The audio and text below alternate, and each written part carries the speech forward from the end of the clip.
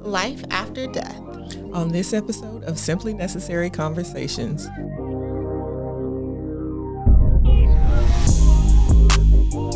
All right, so jumping right into trending topics, I was scouring the internet and I saw on AP News that there was this man, I believe he was in Europe somewhere. I want to say London, but I'm not certain. And he was basically recording this like audio of himself and like recording himself into this AI because he only has a few weeks to live. Hopefully it's longer. Hopefully he doesn't pass soon. But he only had a few weeks to live was his prognosis. And he wanted something to leave to his wife. And the article basically delved into the concept of how advanced AI is getting and how people are able to now start preserving themselves so that way their grieving loved ones can talk to them after death.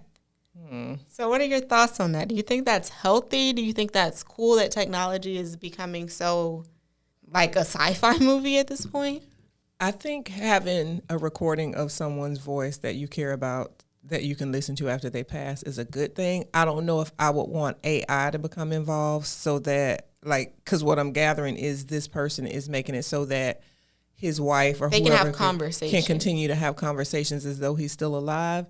That can kind of get sketchy, I think, because especially for people that already have difficulty letting go, if they have something like that, they may never be able to like move on. And then think if she gets involved with someone else and she has this AI ex or former, I should say, not ex, but she has this AI former husband still lingering in the background, it could be problematic, I think.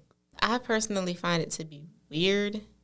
Like, I don't think that you should be like, I've heard of people saying that they still talk to their loved one or they have a voicemail that the person left before they passed, or they still ponder or wonder like how a person would react in a certain situation, whatever. I feel like all of that is normal. Mm-hmm. But like, I personally don't want them to create no AI. And then I'm having to me, it just seems so dystopian. It seems so like a movie that I've seen before. Like, at what point does it stop? Like, okay, now we have this AI where it's going to be like Jarvis from Marvel and continuously be able to, like, turn into this thing. Like, it's going to turn into Vision one day? Like, what are we doing? Yeah. And that's your reference. Because we had Hal, and I can't remember what movie it was, but it was a 70s movie where the AI got out of control. I think it's Space Odyssey 2001 or some weird thing where 2001 was way in the future when they made it. But I get wanting to have their voice and, you know, having recordings and, you know, video of them or whatever, but having a continuing and ongoing relationship with them after they pass away, I don't know how healthy that is. And there's also this movie, I want to say it's named Her. Scarlett Johansson is the voice of the, like, AI, and it's literally this man that falls in love with this, like, robot AI thing, and, like, it becomes, like, he gets obsessed with it. And then there's even, like, Black Mirror episodes where these people are like falling in love with video game characters. Like it becomes too real at a certain point. Yeah. And then like with this AI, are people going to then be able to like transplant themselves into other things? Like, I think it could create problems with, like I said, people that have problems letting go. And I don't know. I'm not a psychologist. I'm not a psychiatrist. I don't know how healthy it is to be able to continue to have a relationship with people once they passed away. I don't know. I think we should just, you know, let people that have passed in peace. Yeah. And not try to, like, because at the end of the day, like, an AI is never going to be that person. Yeah. I feel like it would hurt my feelings more to have to, like, pretend to talk to someone that I love that has passed versus just letting them go. Yeah, I think honoring somebody's memory is one thing, but trying to keep them alive indefinitely is something totally different. I don't know. Coming from a Christian background, I choose to believe when a relative passes away or a friend or anybody passes away that I will, on the other side, see them again. In my mind, I decide that they have gone either to sleep or on a long trip, and I will talk to them later. Like, that's where I put myself mentally to be able to handle their passing. If I were in a situation where I was still trying to interact with them but couldn't interact with them, that would be more disturbing to me. Exactly. Even with like celebrities, like how, like, for instance, Prince released a new song, but it's really his estate releasing music that has never been released before. But that's even different because that's something that he did with the intention when he was that alive. I don't see anything that you know people would weird. eventually hear. That's not quite the same thing, but I think like when they talk about the holograms and or even like I think they use a little bit of AI or not AI. CGI for Paul Walker in Fast and Furious after he passed. Yeah. That is understandable, but also it's just like sometimes we gotta let people he passed, so like we don't necessarily need to see him in a movie again. Yeah, as much as I would love to see him in a movie again, because anyway, we're not gonna talk about how lovely Paul Walker is to me. But Lord. Anyway, yeah, I think you just gotta let it go. Yeah, I think you gotta let a good thing go sometimes, and I just don't think that's healthy. Like, yeah, I mean, people have to do whatever they have to do, and if it was used in some form of therapy or something like that, like mental health professionals will have to weigh in on that and say when they thought too much was too much. Very out of hand, very fast. It could. And personally, AI just scares the death out of me because as somebody that like works in the news and I see like all of the different stories come in all the time, and like deep fakes are a huge thing. Yeah.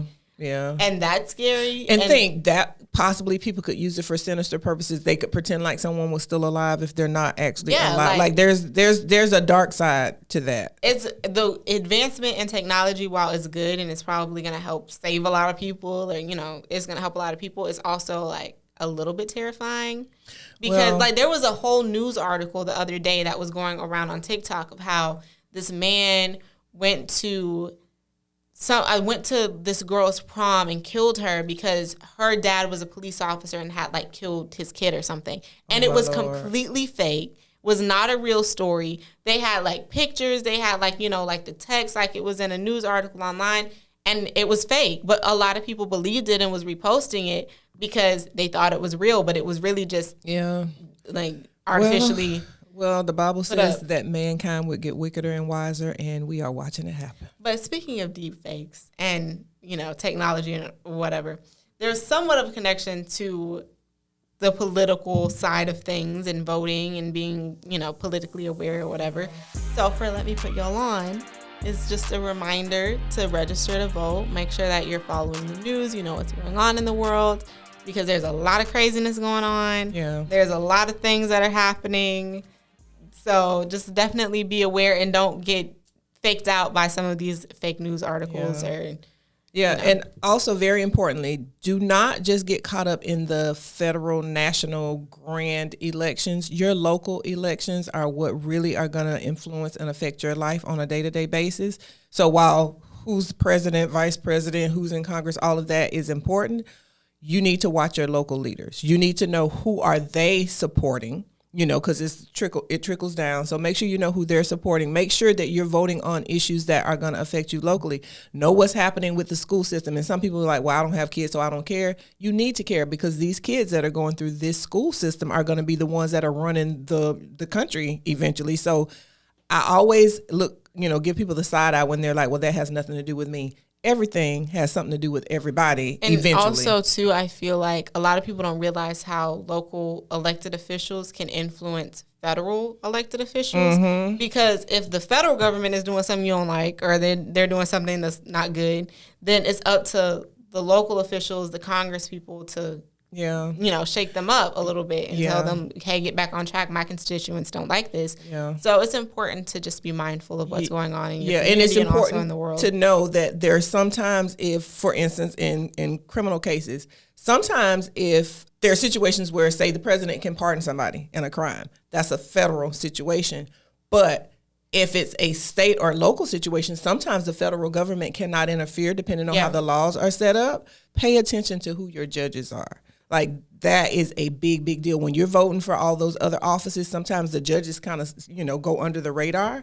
And if a particular party can stack enough judges that think the way they think or want the things they want, then we can all be in trouble because you got judges that can hold up cases. You got judges that can expedite cases. You got judges that can rule in cases in ways that are not necessarily the will of the people. So you need to make sure you know who your judges are, who your city councilmen are, who your, all of your local people. And also take the time to actually fact check things and not just go based on one news source. Yeah. Because it's important to know that even people that are supposed to be as unbiased as ever are still going to have their own personal biases. And sometimes that's going to influence the information that gets to you. Mm-hmm. So it's important that you expand your knowledge, get out of your little filter bubbles. Yeah. Because an issue that's important to you might not necessarily be important to somebody else because they don't know that it's an issue, and vice versa. So it's important for people to like talk. And I feel like there's like this thing of like, don't talk about politics. I don't believe in that. I don't believe in I'm that going to either. talk about it all day long because I feel like it's important. And I've had conversations with people where they thought one thing about an issue, and then we've talked and they're just like, oh, I had no idea that was a thing. I didn't have any idea that was a problem. So it's important to get people like on the... And don't get complacent. I think sometimes I get frustrated because, I'm one of those people where I will break a rule. I will be the person that will fight to change a rule. And so I get frustrated with people who are complacent because like right now, regardless of what political party you're involved in, right now they're looking closely at our Supreme Court. That's the last leg of any type of legal situation. They make the final decisions. For years, and if you didn't learn in civics, if you didn't pay attention, for years, and ever since our government has been set up the way that it is, that's a lifetime appointment. I think it's time for us to re-examine that.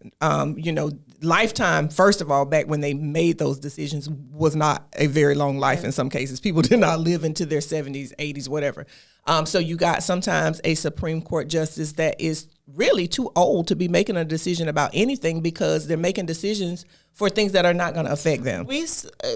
No shade, no tea. We still have people that are elected officials that were in segregated schools and that kind of thing. That's a problem. We gotta look at that. And then the other thing is, in case y'all didn't know, because I'm a news junkie, some of the justices are making decisions based on cases that affect them or that they're involved with. For instance, they may have someone that is a big donor to them that has some business that needs a law passed or needs some type of ruling and stuff, and they're making decisions based on gifts that they're receiving. They're making decisions based on who is, doing various things for them. So you need to pay attention to that.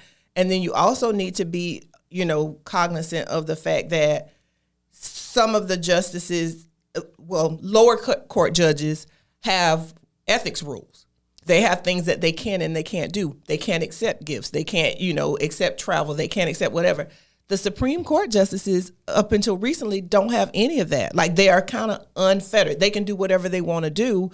And it's crazy that the people that are at the top of the totem pole have more rights and more freedom than the people that are, in the middle and at the bottom. That's probably because when the idea of having Supreme Court justices came about, they expected people to have a certain level of morality, and that doesn't exist anymore. It doesn't exist. And the thing about it is that the reason that they were lifetime appointments was so that they could not be blackmailed or so that they could not be influenced by outside sources. But now there's so many ways that people can be influenced. But so like that's kind of out the window. We're slowly finding out. And then lastly, in terms of putting y'all on, watch more than one news source.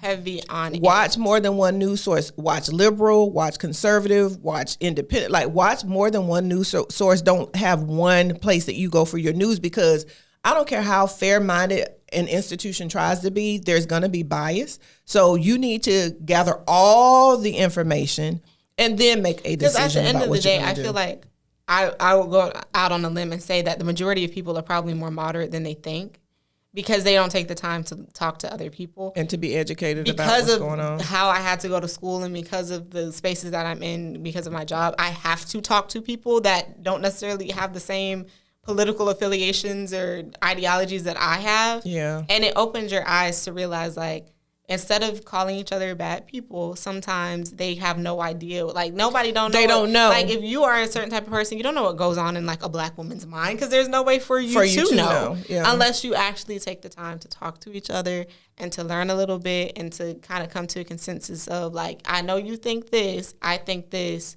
Why is that? How can we make both of our views coincide with each other? Yeah. You got to learn how to disagree without being disagreeable. And it's possible, because, like you said, there's times when people think certain things because that's all they know.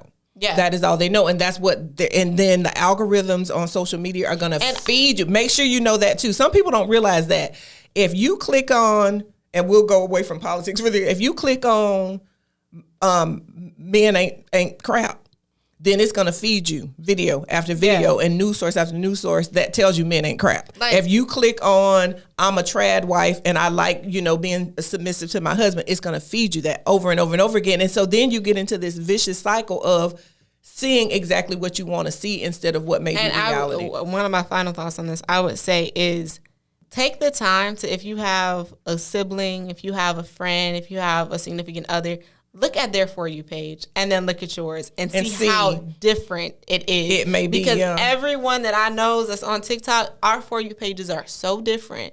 And it, like, when it's literally saying for you. I'm going to give you exactly what you want to see and what you want to hear. There'll be times where somebody is like, oh, did you see this important thing, this really important? And I'm like, what are you talking about? Yeah. Or I'll say something and I'll be like, and they'll be like, oh, I have no idea that that's the thing. Or I have to tell them, like, that's the thing. Yeah. So I would say just take the time to actually look at different news outlets and also look at your different, talk to the people that you care about. Even if it's somebody that normally y'all argue like cats and dogs over politics, talk to them and see what are they seeing? Educate yourself and make sure you know who's voting how and what they're voting for, and make sure that you are just as educated and informed about your local political figures as you are about federal, national, whatever, because politics is local. Like, they can do whatever they want to in DC or wherever, but politics starts locally. And if you can control your local situation, then you can kind of reverse it and do a trickle up thing where you can control, your national and federal situation. So because at the end of the day, and not to talk about Scandal again, like I did last time, but at the end of the day, if you watch shows like Scandal, obviously fiction, but also based on a little bit of reality. We're seeing what they want us to see. Exactly. Like, you're seeing what somebody has cultivated for you to see. Yeah. And so sometimes there's fictional fights going on, because while you think Democrat, Republican, Independent, no, it's the have and the have-not. It's the people that want power and the people that have no power. Exactly. And if they can get us fighting each other, they're at the top living it up, and we're down here fighting for the scraps that they gave us. For all we know, they could be having Sunday brunch together, all the time. So you better find out what is going to be in your best interest, and you need to vote your interest and make sure that you know who you're voting for and why. Well, speaking of things that are somewhat important and also, somewhat, I don't know what my segue was. I don't either. Anyway, I'm just sitting here waiting. Anyway, I had a thought and then it completely left me. Normally, I'm sorry. What we talking about? What happened was, okay. Former Boy Meets World star Trina McGee, for my black folks, the black lady that was on Boy Meets World, that dated, what was his name? Was it the older brother that she was involved with? No, it was a friend. It was a friend. Oh, yeah. I can't remember. I forget his name. But I think it was Sean. I don't know. I haven't watched that show in so long. Yeah. But anyway, she is 54. Mm-hmm. You turn 54 in a couple days. In a couple of days, yeah.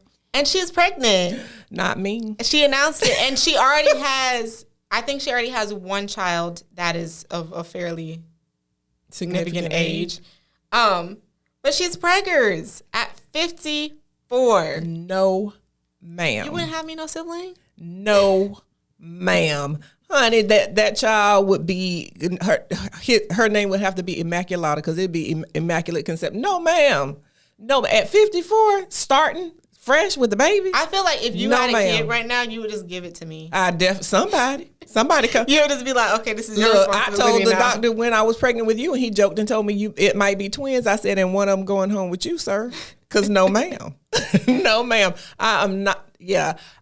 Bless her. Congratulations. Hopefully she's happy about this. I don't know what the situation is. I wouldn't be. But there is no way at 54 I would want to be having it. At 54, we're getting into grandma age. Like, literally. Yeah, I can have people, a kid. When they want to be shady. I don't have a kid. Yeah. I could have a kid. Yeah, we're getting to the point where we're ready to be grandparents. And grandparents, that's the way to be going right now. Love you. See you next time. So I could send that child home with you. Like, no. I don't know how she feels about it, but I would not be happy. For me personally, I would prefer to not be an older mother. Like, you had me when you were 32. I don't want to do that. Like, I want to be not young, because I am 22, so I'm grown enough to have a kid if I wanted one. But I want to be I want to be in a good sweet spot. Like, that's the only benefit to having kids. Well, not only, but one of the benefits of having kids older is because you are more settled. You have lived a lot of life. Hopefully you have traveled and done the things that you want to do. However, if you're older when you have a child and they want to play and let's go do this and let's go do that, you're less inclined to want to participate in those extracurricular activities. No. And it could make it a little bit harder finding mom friends because like a lot of my friends' mothers are in their 40s and you're in your 50s. Not saying that you can't be friends with them. It's just like a tiny bit of a generation gap. And a tiny bit of a gap in like how I was raised just because you were older. So like it's a little bit like you had me watching like movies from 1950s. Like I had you watching what I thought was appropriate for your age because a lot of what was on TV was not good. So like my mom had me, she was the opposite. She had me very young. She was only 20. So she only knew what a 20-year-old knew, and that's not a lot sometimes. She did a good job. Like she was a good mom and she had lots of support. She was the youngest of 6. So, I had aunts, I had my grandma, and that was a benefit. I got to spend a lot of quality time with my grandmother because my mom was young when she had me. Yeah. On the flip side though, there were things that I knew and that I did, I think, better, not, being a better parent, but I did certain things better because I was aware of, number one, her mistakes, things that she didn't know to do. I had lived a lot more life. I was ready to be a mom because I wasn't still like having this longing to go out and do young people stuff in a certain kind of way. And I feel like it depends on your mindset because I know there's a lot of young moms that are perfectly happy being young moms because they aren't like for me, I'm not the partier. I don't want to go out to the club. So like if I were a mom right now, I'm not anytime soon. In Jesus' name, amen. But if I were to be a mom right now, in terms of my social life, a lot's not going to change for me. Yeah. But there's some people that like they want to have their hot girl summer. They want to go out and party. They want to go out and have their drinks and like, their tapas with their friends, which obviously like you should be doing that in your 20s. Yeah. So it just depends. I don't want to be older just because I feel like there's more health risk. There's like, I'm going to be more tired. I want to be able to have like mom friends that are similar in age. And so my kid has built-in friends and it's like, easier when they're like before school age or whatever. So I feel like that's why I don't want to be like, I don't want to say old because 30s is not old. Yeah, but I don't care what age you do it. It's a life sentence and your life changes drastically. Like as much planning and preparing as I did and felt like I was ready, I wasn't ready even at 31, turning 32 shortly after. So like young, there's pros and cons to either situation, having a baby young and or having an like older. Imagine if I had a kid at 32, you're going to be you're going to be a little old.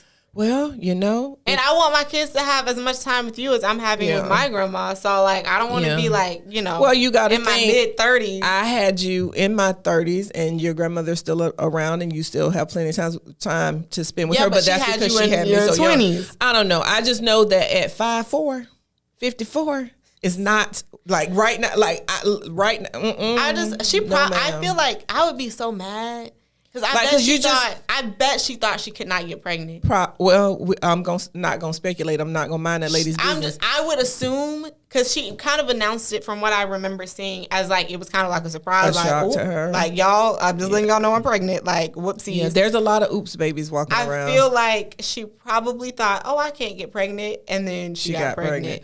Yeah, so a lesson to ladies: never think that you never think just pregnant. Because you have issues in that region that you can't get pregnant. Because there's so many people that thought, I can't have kids that now have kids. Like always assume that you can get pregnant. So yeah, take precautions. And not take precautions. Yeah, take precautions. You need to make wise decisions. But 54 is an interesting time to be starting fresh with a baby. I couldn't imagine you having a kid right now just because I'm an adult. So don't even talk about that. No, I'm just hypothetically. Let's don't even no. Mom, you're not finna have no kid. I'm binding it up in the name of Jesus. Hypothetically, if you were to have a kid, and then let's just say in the next 6 years I have a kid, that's really weird. Yeah, like we'd have kids going like, no. That would be like, no. What would that be?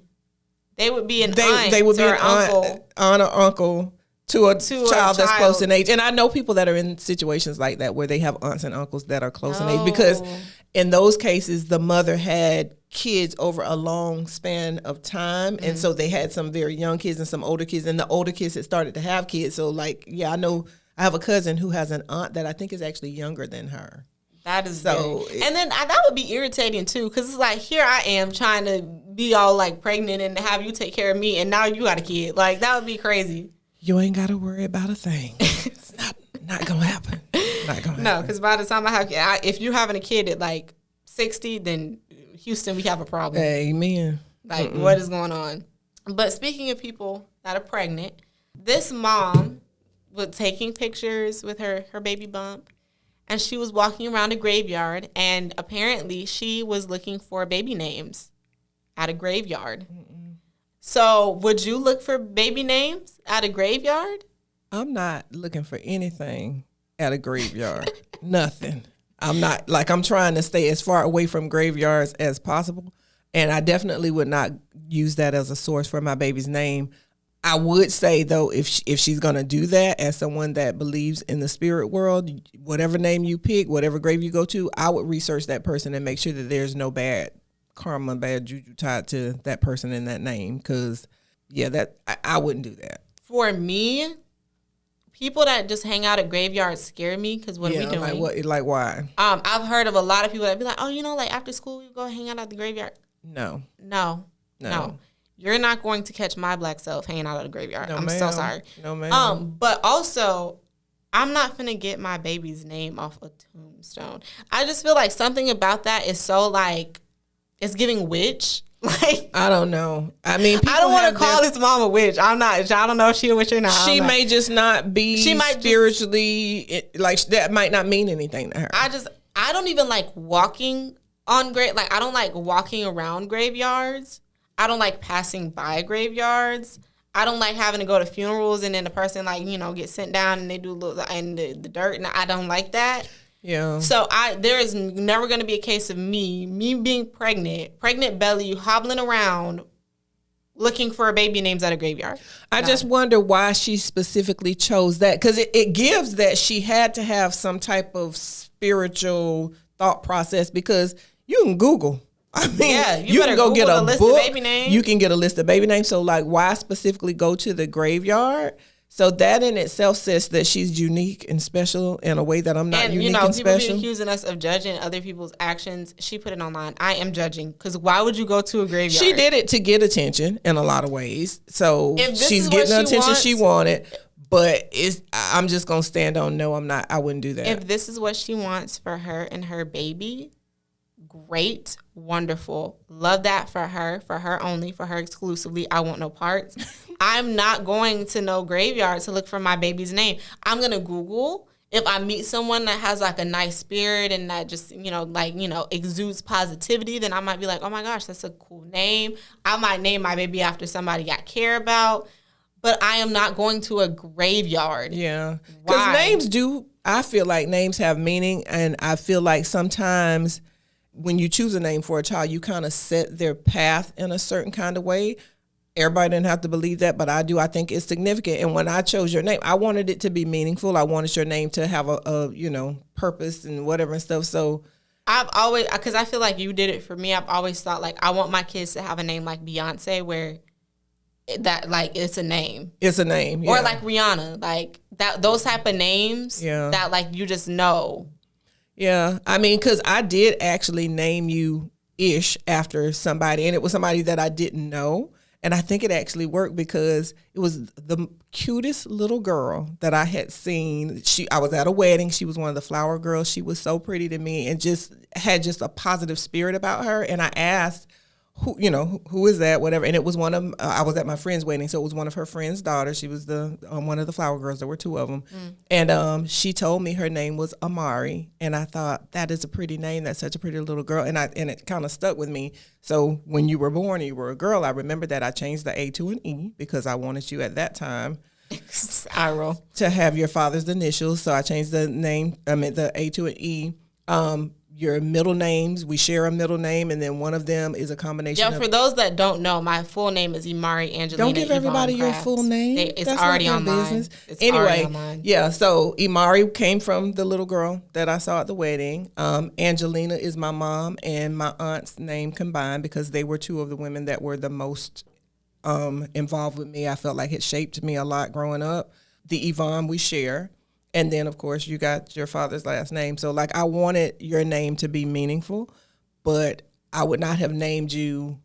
I would have named you after some name that I saw on a tombstone. I'll never forget one time I was talking to someone that was, like, big in media. I don't want to say the name because it's not like we're not friends. But I won an award. I won a scholarship that was named after him, and I got the chance to talk to him. You know, can say his name, Rod Carter. I don't want to name drop him when I've only talked to him one time. His scholarship was brand new when you were the first recipient of that scholarship, and you were I got the Rod Carter scholarship. I got to talk to him. He's a local he was local. He's not in Tampa Bay, but he had been in Tampa Bay for a long time. And he told me that my name sounded like I should have my own show, and I never forgot that because I was like, I do have a name that sounds like I should have my own show. Now, am I looking forward to changing my last name? Absolutely. Okay. But for the time being, I feel like my name it flows and it sounds very important. Yeah. So in the future, I want my kids to have a name that because I feel like my name fits my personality. Because you know how some people have names that you feel like it doesn't fit, it doesn't go together. I feel like my name fits my I feel like your name fits your personality. Yeah. Yeah. Well, I'm somewhat of a junior, so And I always like the fact that Grandma named you after her because I feel like a lot of people don't do that. Yeah. And that was kind of narcissism on Grandma's part. She's not like that. Actually, she said that she had a teacher that kept calling her my name because that was one of his next door neighbor's daughter's name. And he would accidentally call her Tangela all the time. And she's like, why do you keep doing that? And he was like, well, my next door neighbor has a daughter named Tangela. So that was in his head. Yeah. And because she was Angela, she was like, okay, I always thought that was really cool. I've always thought if I had a daughter, maybe not name her after me, but I would want something of me in her name. Yeah, well, we have passed down Yvonne. Yvonne has been done to. Several cousins have that middle name. I feel like I have to, but at the same time, I'm just like, at what point does it end? Because there's so many Yvonnes in our family. It doesn't have to, but it has I got a couple cousins that are middle name Yvonne. Anyway. So name your child whatever you want to name your child, but I would not go to the graveyard to look for a name. It would creep me out. So I don't understand. Really, people that hang out at graveyards, I'm just like, are you mentally well? Let's not do that. Yeah. But anyways, on to Gemini Gems. Okay, so we are in the midst of not quite officially summer, but we'll just say it's summer now because... Oh, no, it's definitely... I think it is officially summer now. I thought it happened sometime later in the month of June. But anyway, regardless, it's hot outside. So feels like summer. Yeah, there's a good possibility you may be taking a trip to the beach. And when you go to the beach, you usually bring home a lot of beach sand with you when you go. A trick that I would like to suggest is that when you go to the beach, take you a spray bottle that has water with just a teeny bit of soap in it so that once you are ready to return to the car and you want to, it's because a lot of the beaches will have the showers and the water faucets where you can rinse off. Mm-hmm. But sometimes even after you do that, you have to walk across the sand. You're still taking sand with you. Take you a spray bottle. And even while you're on the beach, enjoying the beach, if you're going to have a picnic or whatever, if you got a spray bottle with water and a little bit of soap in it, you can use it to wash your hands without having to trek to the restroom. Because a lot of times the restroom is, a good little ways away from wherever you are set up. So spray bottle, you can spritz, rinse your hands off, have clean hands, and then even once you get to the car, you can spray everybody's feet off and legs or whatever and stuff and pat them dry and go home with a little bit less sand than maybe you normally would.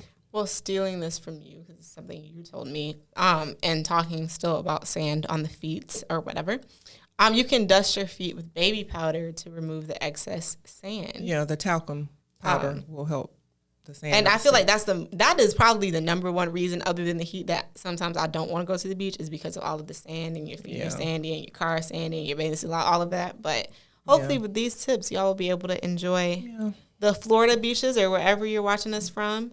So get ready for the summertime. Yep. But with that being said, don't forget to like, comment, share, and subscribe. Period.